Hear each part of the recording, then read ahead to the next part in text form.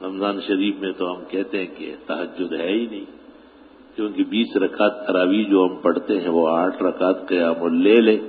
رات کو سونے سے پہلے جو نفل ہوتے اس کو قیام اللیل کہتے ہیں، اور سو کر کے اٹھے تو وہ تہجد کی 12 رکعت ہے۔ یہ ملا کر کے صحابہ نے 20 رکعت تراویح پڑھی۔ اس کی دلیل یہ ہے کہ اس کے بعد وطر پڑھائے جاتے، اور وطروں کے بعد منع فرمائے نفل پڑھنے کو تاکہ لوگ فارغ رہے۔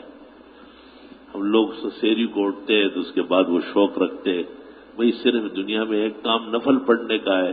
قرآن کریم میں ہے وَبِالْأَسْحَارِ هُمْ يَسْتَغْفِرُونَ کہ سحری کے وقت کا بہترین عمل استغفار ہے، دعا ہے، ذکر ہے۔ سال بھر میں تو آپ 11 مہینے یہ کر سکتے ہیں کہ آپ وطر چھوڑ دیں رات کو اور صبح سویرے اٹھیں گے۔ ظاہر ہے جب ایک مومن کو پتا ہو کہ ایک واجب نماز میرے ذمے ہے تو مسافر شب سے اٹھتا ہے جو جانا دور ہوتا ہے۔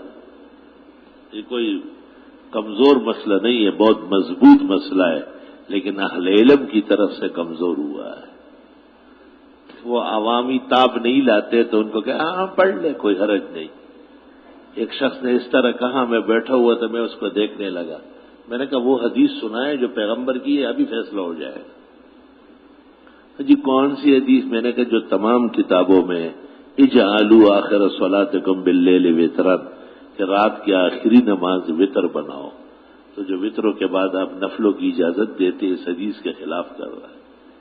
آپ کو کہنا چاہیے کہ وطر رات کی آخری نماز ہے، اس کے بعد نفل نہیں۔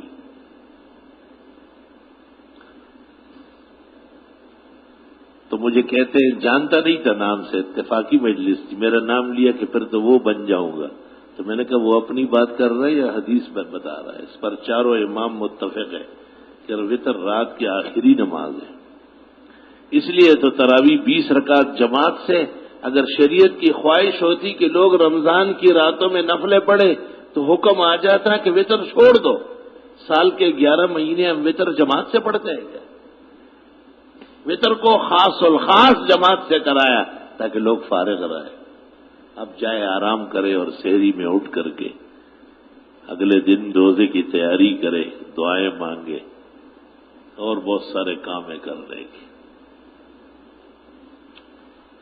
توبہ توبہ، کسی کو اچھی بات معلوم ہو جائے تو اس کی قدر کرے، احترام کرے، نہ کہ غلط لوگوں سے پوچھ پاچھ کے اس کی جان نکالے۔